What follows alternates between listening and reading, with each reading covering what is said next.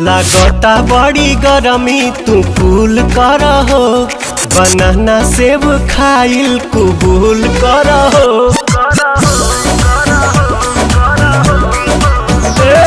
लागता बड़ी गरमी तू कूल कर हो, बनाना सेब खाइल कबूल कर हो। हट जानी सटी जा तू सीना से, भर जाता ढोढ़ी,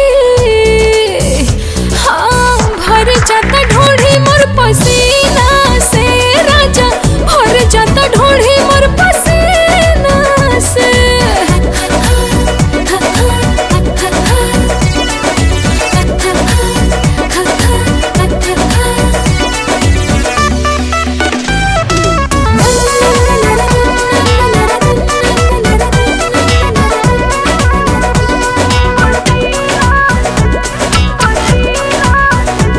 आज मौसम त बनल बेसारम, रानी यही में मूड भइल गरम।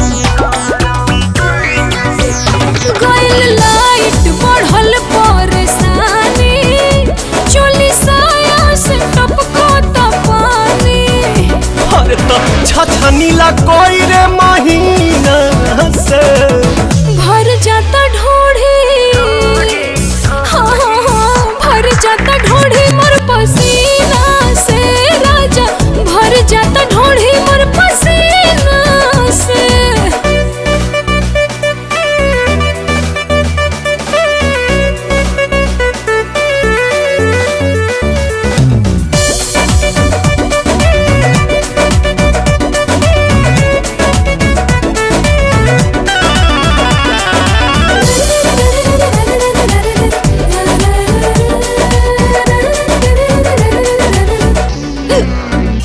हिट होई त फिट होई खेला, बोला करेलू काहे झमेला।